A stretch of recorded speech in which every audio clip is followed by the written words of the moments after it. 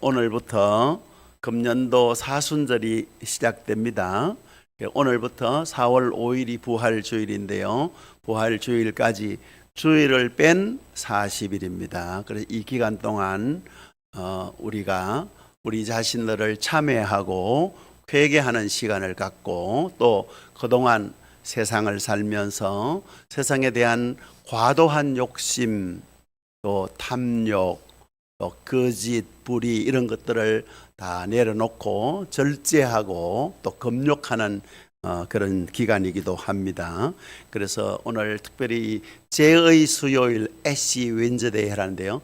우리가 이 죄라는 것은 고대로부터 유대인들은 회개할 때 죄 가운데 앉아서, 티끌 가운데 앉아서 회개합니다. 자신의 죄를 뉘우치는 그런 방식이기 때문에 특별히 오늘부터 시작되는 이 수요일을 죄의 수요일이라 이렇게 말하는 이유는, 우리가 좀 더 우리 자신의 잘못과 불의와 죄를 회개하자 하는 회개의 의미가 제일 크고요. 그 다음에 우리 인생은 결국 티끌에서 왔다가 티끌로 돌아간다, 먼지로 왔다가 먼지로 돌아가는 죄 가운데 있는 존재이기 때문에 인간의 유한함을 알고 하나님 앞에 더욱더 자신을 겸비하게 낮추는 삶을 살아야 된다 하는 것이 사순절의 핵심 의미이고, 오늘부터 시작되는 죄의 수요일의 의미이기도 합니다. 그래서 지난 주일날 제가 여러분들께 사순절 기간 동안 이것 하면 좋겠습니다 했는데 세 가지 말씀드렸는데,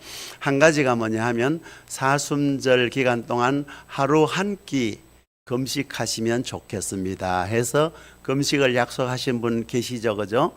금식을 꼭 여러분 스스로 잘 지키시면 되겠습니다. 가능하시면 아침 금식 말고 점심이나 저녁 금식하시면 좋을 줄로 압니다. 그리고 또 두 번째는 이 사순절 기간 동안 여러분이 형편이 되면 이번 사순절 기간 동안 신구약 성경 다 한 권은 못 보실 터이고 신약 성경만큼이라도 완독하시면 좋겠다 또 약속하신 분도 계시니까 40일 신약 성경이 27권이니까 하루에 한 권 정도 읽어도 되고 아니면 반 권 정도 읽으시면 되겠습니다. 뭐 요한 2서, 3서 이런 거는 몇 장 안 되니까 또 쉽게 다 읽으실 수 있고요. 그 신약 성경을 40일 동안 보는 게 그렇게 어렵지 않습니다. 조금만 시간 들여서 성경을 보시면 신약 성경은 충분히 완독하실 수 있으니까 그런 것도 한번 스스로 약속을 하시고 한번 지켜보시고, 또 세 번째 뭐라 했습니까? 하루에 10분 이상씩 개인적으로 꼭 기도하시는 겁니다. 특별히 이제 집에서 하셔도 좋고 여러분의 사무실 하셔도 좋고 또 장거리 운전하시면 운전하실 때 하셔도 좋고 길을 가실 때도 좋으니까 하루에 10분 이상 하나님께 집중해서 하나님께 기도하는, 특별히 이제 기도할 때 뭐 건강을 위해서, 내 미래를 위해서, 자식을 위해서 이런 기도 하시지 말고 하나님 앞에서 나의 모습이 어떠해야 될 것인가 하는 그런 부분에 좀 초점을 맞추어서 기도하시고, 여러분이 깨어져야 될 것, 부서져야 될 것, 또 포기해야 될 것, 더 낮아져야 될 것, 또 내려놓아야 될 것, 이런 것들을 이렇게 여러분이 묵상해 보시면 그런 것이 많이 있을 것입니다. 그래서 그런 것들을 위해서 늘 기도하는 훈련이 되면 여러분의 인격이 성숙되고 신앙의 근육도 생기고 신앙이 더욱더 깊어지게 되는 것입니다. 그렇게 해 주시면 감사하겠고, 덧붙여서 한 가지 말씀드리면, 나는 금식은 도저히 못하겠다. 특히 목사님 말씀들이 아침 금식은 어떻게 해보겠는데 점심 저녁 금식 하신다 하니까 제가 팁을 하나 드릴게요. 사순절 기간이 되면 저 남미의 콜롬비아라고 하는 나라는 그 커피의 나라로 유명합니다. 그 콜롬비아 사람들은 사순절 기간 동안 어떤 사람들은 커피를 끊습니다. 매일 커피를 몇 잔씩 마시는데 그 좋아하는 기호식품인 커피를 마시지 않거든요. 그래서 혹시 금식을 못 하시겠으면 여러분이 좋아하시는 커피를 좋아하시면 커피 드시지 않는 거. 저도 라떼를, 커피는 별로 안 좋아하는데 라떼는 좋아하는데 내일부터, 오늘 오전에 마셨거든요. 낮에. 그래서 유대인들은 하루가 저녁에 시작하니까 저도 이제 이 사순절 기간 동안에 제가 좋아하는 라떼 일체 안 마셔보려고 노력하겠습니다. 그렇게 혹시 커피를 좋아하시면 커피를 좀 끊으시면 되고, 브라질 사람들은 사순절 기간 되면 축구를 너무 좋아하잖아요. 축구 직접 구경하는 거나 스포츠 중계하는 건데 축구를 끊는데요. 브라질 사람에게 축구를 끊는 거는 금식하는 것보다 더 어렵습니다. 특히 청소년들은 게임을 좋아하니까 사순절 기간 동안 게임도 끊고 하는 그런 좋은 예들이 있습니다. 그래서 여러분들이 평소에 기호로 가지는 것, 애호하는 것, 그런 것들을 조금 절제하는 방식을 취하시면 여러분들이 더욱더 신앙적으로 성숙하고 주님께 더 가까이 갈 수 있는 길이 열리게 됩니다. 그럼 오늘 저녁에 말씀 제목처럼 주의 얼굴을 내게 비추소서 하는데, 주님의 얼굴을 볼 수 있는 자신감이 생기잖아요. 우리가 대부분 우리 주일날 어떤 분들이나 수요일이든 주일날 대표기도 하시는 분들의 좀 많은 부분이 보면 지난 한 주간 알고 지은 죄 모르고 지은 죄 많은데 우리 죄를 용서해 주십시오, 그렇게 기도하잖아요. 그만큼 우리는 부족하다는 거거든요. 오늘 다행히 우리 권사님께서는 지난 3일 동안 은혜 가운데 지내게 하시고 그 기도가 너무너무 마음에 와닿고 좋더군요. 우리가 그래야 되잖아요. 지난 한 주간 동안 하나님 은혜 가운데 살게 하시고 참 아버지 앞에 정직하게 살게 하셔서 감사합니다, 이런 기도가 되면 더 좋지 않겠습니까? 그죠? 그래서 우리가 사순절 기간 동안에 우리 자신들을 잘 돌아보려고 여러분 스스로 채찍질을 하시면 주님께 가까이 갈 수 있고 주의 얼굴을 보려고 애쓸 수 있는 자리에 나아갈 수 있거든요. 우리가 좋은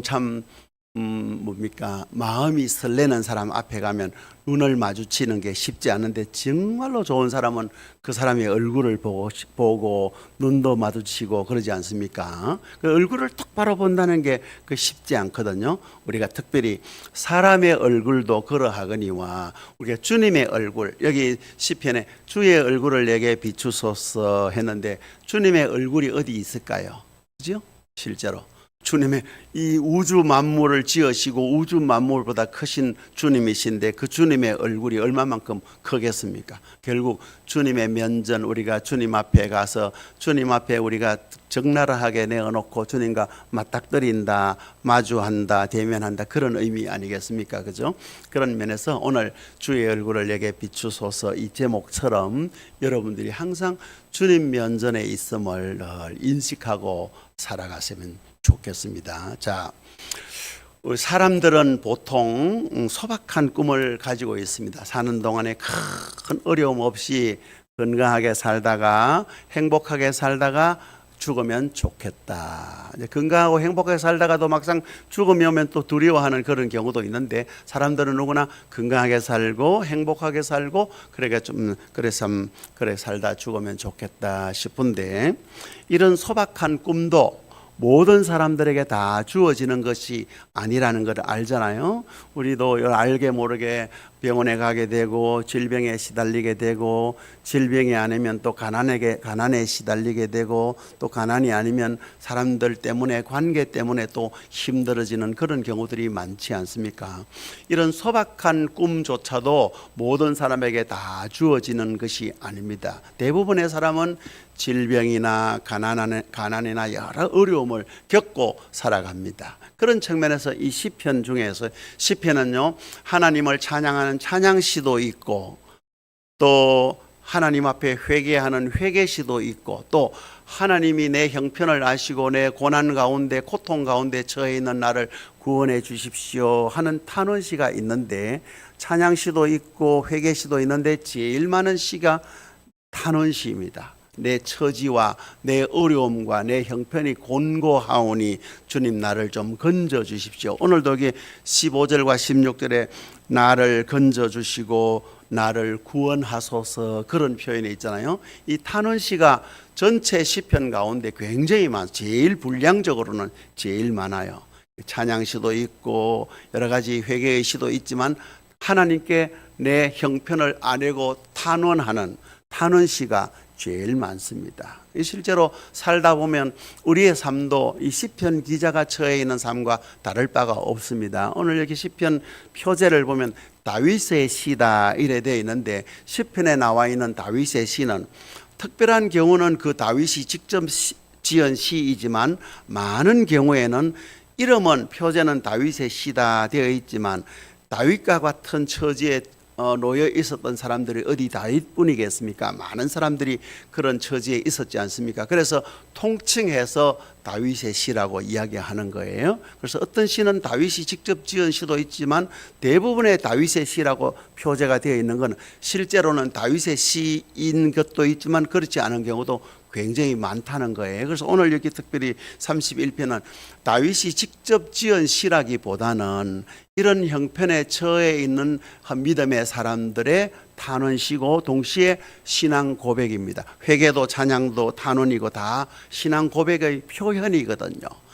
회개하는 방식으로 신앙을 고백하고, 찬양하는 방식으로 내 신앙을 고백하고, 내 형편을 아뢰는 방식으로 신앙을 고백하는데, 여기 오늘 본문에도 보면 오늘 14절부터 읽었습니다마는 9절에서 13절까지 보면 이 시를 기록한 시편 기자의 형편이 어떠한지를 그대로 보여주는데 정말로 어려운 속에 처해 있습니다. 보면 보십시오. 9절에 보면 이런 말씀이 있습니다. 여호와여, 내가 고통 중에 있다. 여러분도 고통 당해 보신 적이 있죠, 그죠? 고통 중에 있으면 정말로 괴롭죠. 기쁨이 사그라듭니다. 뼈가 녹는 것 같은 그런 거 있습니다. 또 보십시오. 고통 중에 있사오니 내게 은혜를 베풀어 주십시오. 그랬고 또 뭐라고 그랬습니까? 내가 근심 때문에 눈과 영혼과 몸이 쇠하였나이다. 아마 여러분들 중에서도 이런 경험을 하신 적이 있을 거예요. 10절에 보면 내 일생을 슬픔으로 보내며, 일생을 평생을 슬픔으로 보냈다. 또 나의 연수를 탄식으로 보냈다 그랬어요. 참 얼마나 어려움과 고통이 많았으면 평생도록 자기의 연수가 슬픔과 탄식이었을까요? 내 기력이 나의 죄악 때문에 약하여지며 나의 뼈가 쇠하도소이다 그랬고, 11절 말씀에 내가 모든 대적들 때문에 욕을 당하고, 어떤 욕을 당했는지 모르지만 직접적인 욕을 들었는지 아니면 모욕을 당했는지 치욕을 당했는지 뺨을 맞았는지 허리가 꺾였는지 모르지만 욕을 당했습니다. 내 이웃에게서는 심히 당하니, 가까운 이웃에게서는 이루 말할 수 없는 모욕적인 은사를 받았겠죠.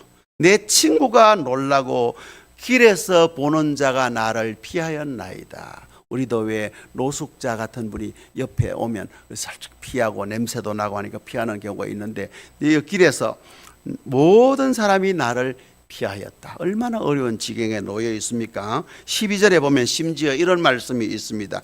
내가 잊어버린 바 됨이 죽은 자를 마음에 두지 아니함 같고, 이제 투명 인간이 된 거예요. 그죠? 투명 인간이 되었다. 그리고 심지어 뭐라고 했습니까? 깨진 그릇과 같다. 다시 회복 불가능한 상태까지 빠졌다. 그릇이 깨지면 그걸 다시 붙여서 제대로 쓸 수 있는 그릇으로 만들기가 어렵지 않습니까? 회복이 불가능한 그런 지경에 놓였다. 13절에 보면 내가 무리의 비방을 들었으므로 사방이 두려움으로 감사였나이다.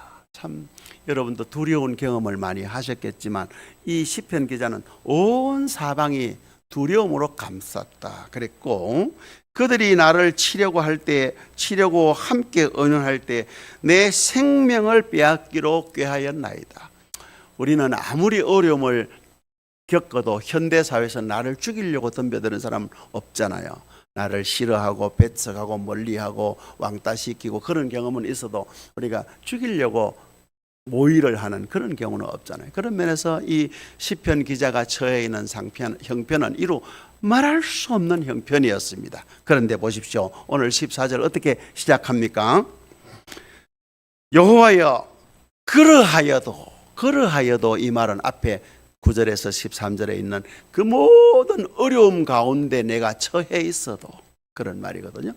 그런 어려움 가운데 처해 있을지라도 나는 주께 의지하고 말하기를 주는 내 하나님이시라.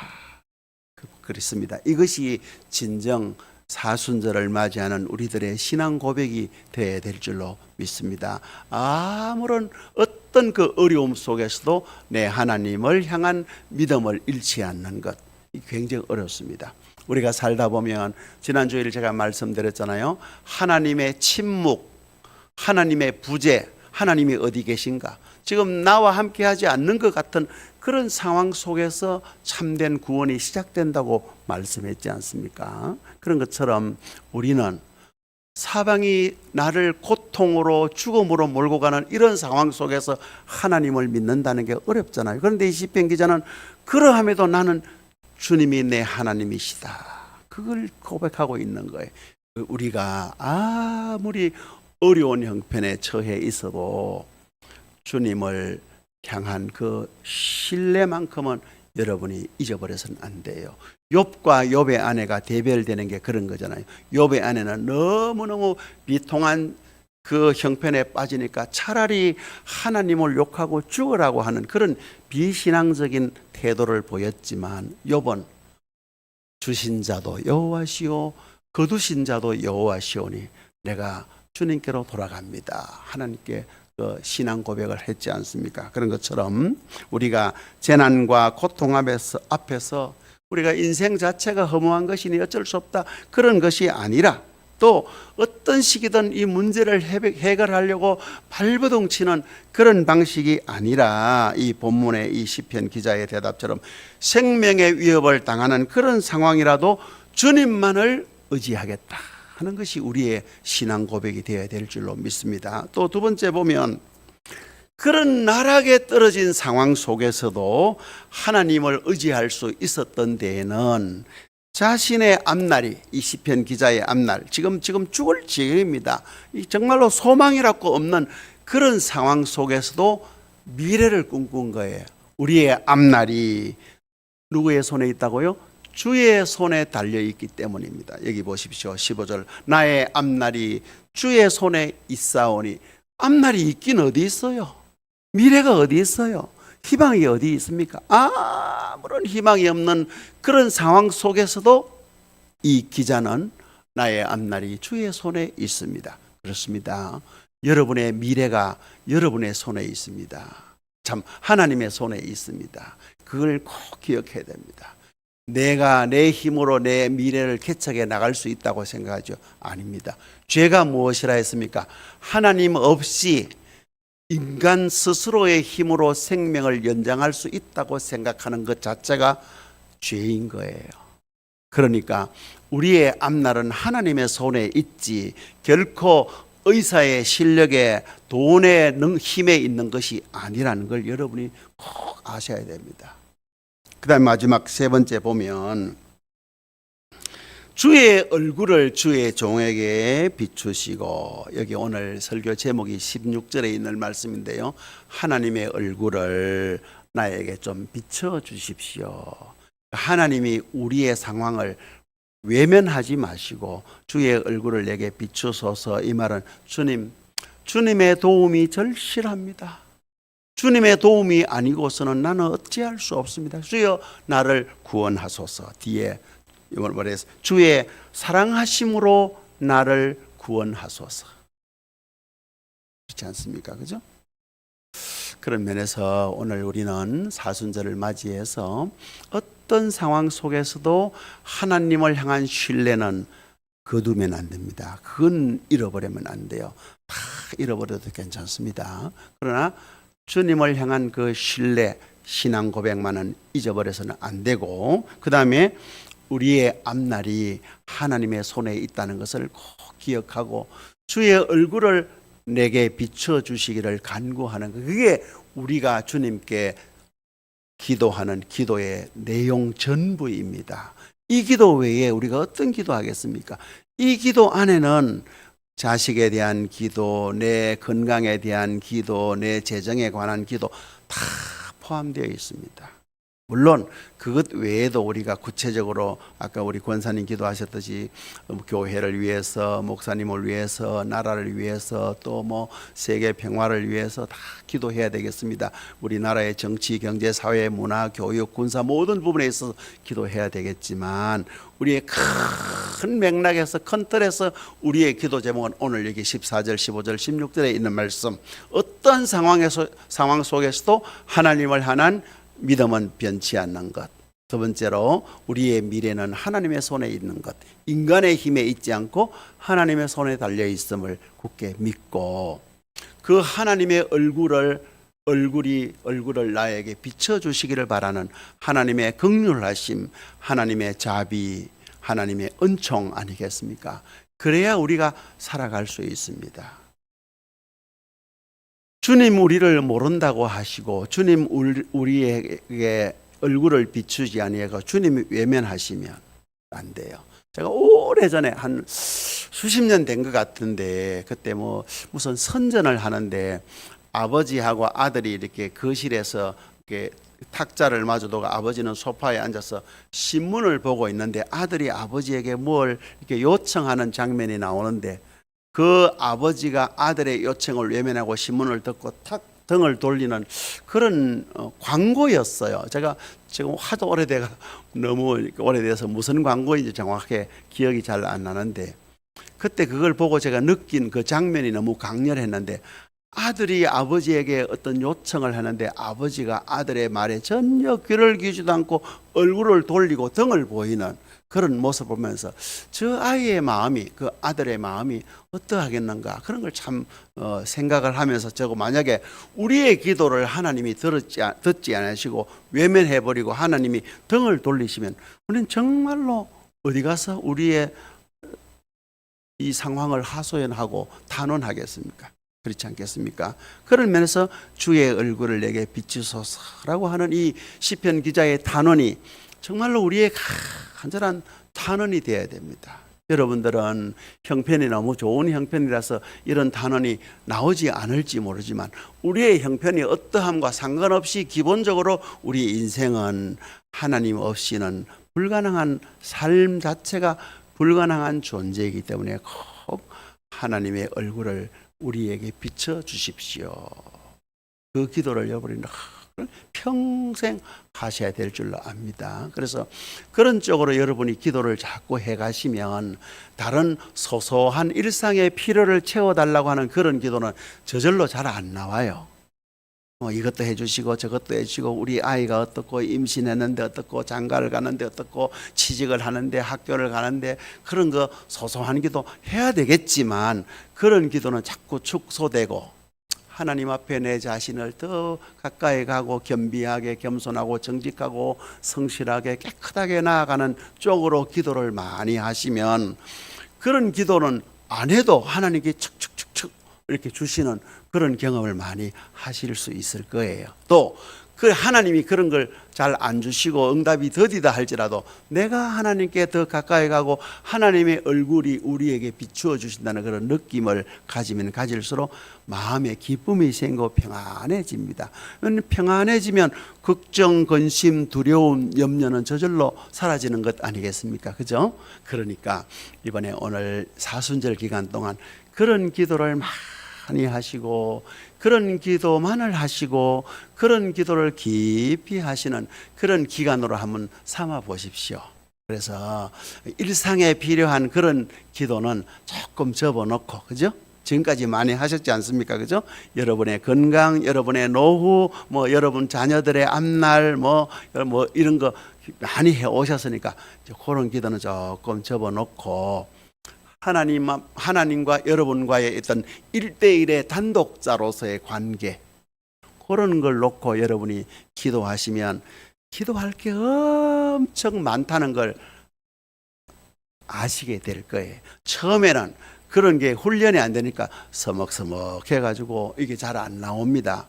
지은 죄를 회개하려고 해도 회개할 죄가 하도 많아서 그런지 아니면 무감각해서 그런지 회개할 것도 잘 안 돼요.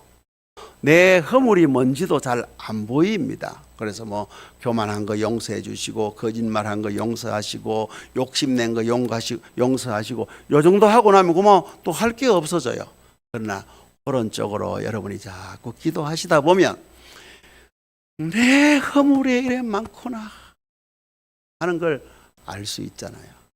전에 언제 한 말씀드렸죠. 저도 이렇게 기도 제목을 A4 용지 2장에서 기도 제목이 142가지 적었다고 한번 말씀드린 적이 있죠.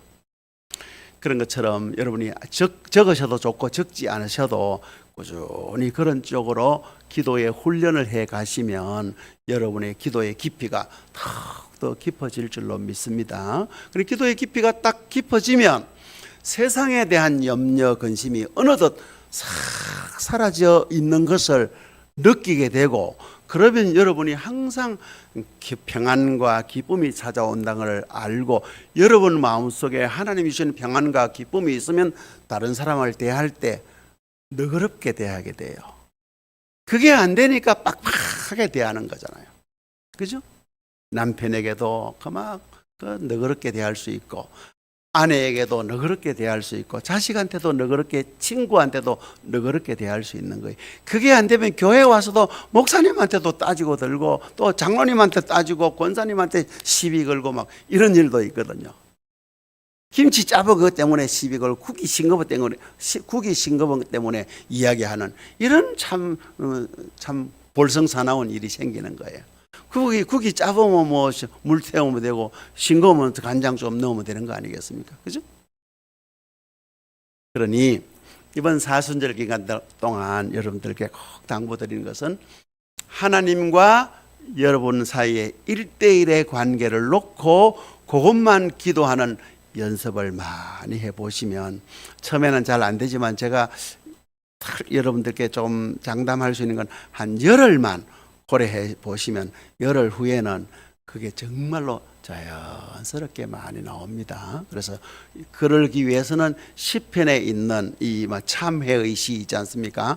참회 시와 탄원 시를 많이 읽으시면 됩니다. 특별히 이번에 신약도 읽으시겠지만 시편에 나와 있는 참회 시, 또 탄원시, 이런 것들을 읽으시면 여러분들이 기도하시는데 굉장히 도움이 되시고, 그 다음에 기도하실 때 눈 감고 기도하는 데만 전념하시면 좋겠지만, 기도하는 방법 중에 하나는 기도하다가 기도의 문이 좀 막힌다 싶잖아요. 기도의 문이 막힌다 싶으면 그때는 기도를 중단하고 성경을 펴서, 시편을 펴서 회개하는 시편을 자꾸 보십시오. 그러면 또 성경을 덮고 또 회개하는 기도가 나오고, 탄원, 또 이제 회개를 어느 정도 했다 싶으면 또 성경을 펴서 탄원하는 시를 읽어보면 또 하나님, 내 형편이 이렇습니다, 내가 이렇게 이렇습니다 하면서 탄원하는 여러분의 기도가 저절로 나오게 됩니다.